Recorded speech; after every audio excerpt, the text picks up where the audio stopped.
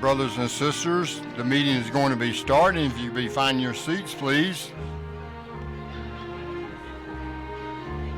Brothers and sisters, be finding your seats. The meeting will be starting.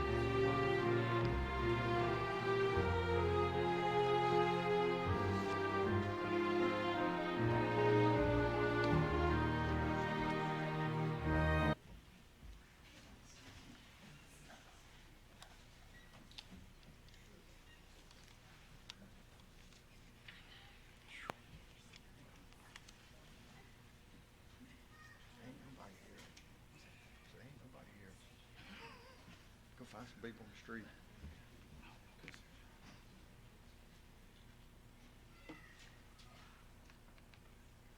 I'd like to welcome each and every one of you tonight to the midweek meeting.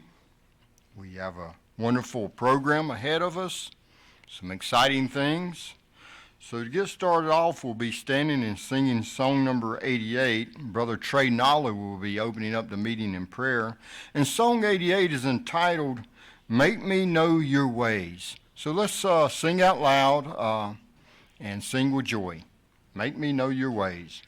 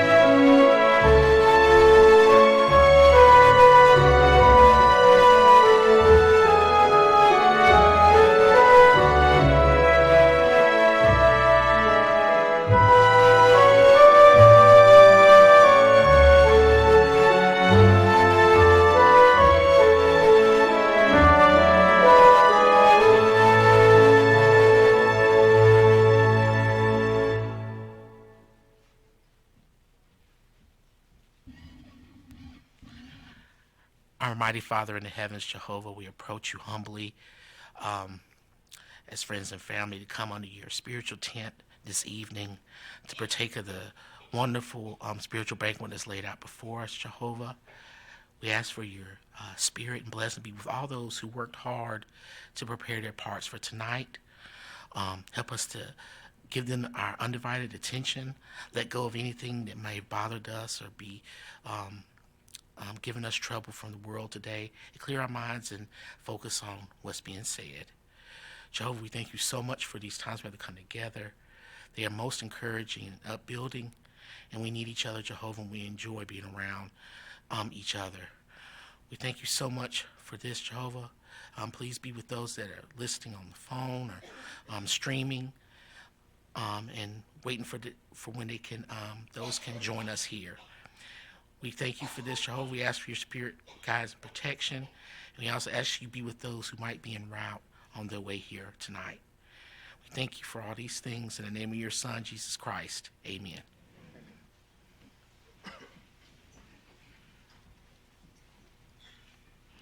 Thank you, Brother Nolly, for the prayer.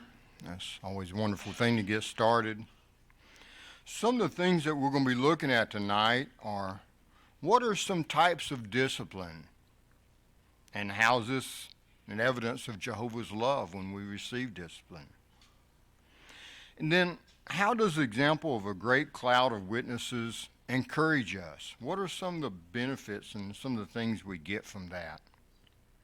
Then we have a local needs part, the power to think ahead. So when we're there at that time, then you'll have the power to think ahead. But it's a wonderful meeting. Let's pay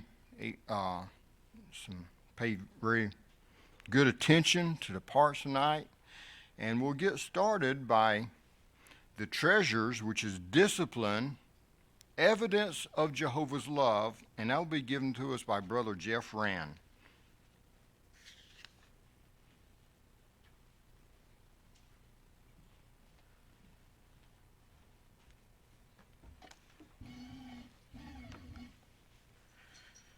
I remember growing up and being disciplined by my parents, in particular by my dad, and him telling me that, well, you know, if I didn't love you, I wouldn't do this.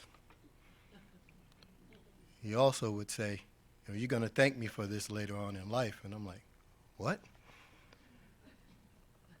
Especially after receiving that whooping and getting that discipline. It was like, I found that statement hard to believe. Why? Because at that age, I didn't appreciate that what he was telling me and what he was doing could benefit me in the long run. See, all I could think about at that time was being on punishment, not being able to go outside and play with my friends, or the pain from the physical discipline that I received, since I was kind of hard-headed growing up. But similarly, we can feel or react the same way when we're disciplined by Jehovah. In fact, we could even just totally reject or belittle the discipline that we receive from Jehovah. So instead of benefiting from it and letting it refine us, we just reject it totally. But you know, just as a loving parent would encourage us to accept the discipline, to listen, well, Jehovah does the same thing. In fact, at Hebrews 12:5, he gives us this exhortation. Turn with me there, please, Hebrews 12:5. There it says, and you have entirely forgotten the exhortation that addresses you as sons. My son, do not belittle the discipline from Jehovah, nor give up when you are corrected by him. So instead of resenting the counsel that we receive from Jehovah, we should use it as a driver would obey the directions on the road. He's trying to get to his destination as safely as possible. Well, Jehovah wants us to get to our destination as safely as possible, too. Why? In fact, King Solomon said that we should safeguard discipline. Why? Because it means our life. And see, and Jehovah knows that, too. And he cares about that. He cares about what type of people that we are going to become. See, since we're his servants, he loves us in a manner that shows that care for us. So just as your physical parents do, he expresses his love for us as well. Again, let's turn to our Bibles, the book of Hebrews, this time verses 6 and 7 in chapter 12. There it says, for those whom Jehovah loves, he disciplines. In fact, he scourges everyone whom he receives as a son. You need to endure as part of your discipline. God is treating you as sons. For what son is not disciplined by his father? You see, Jehovah loves us. He cares for us, and he wants the best for us. In fact, he wants to give us something that our parents can't give us, and that's everlasting life. But in order to receive it, did you know in verse 7, it said that we need to have endurance. See, we have to endure during discipline. It might not be easy at times. It could be very hard.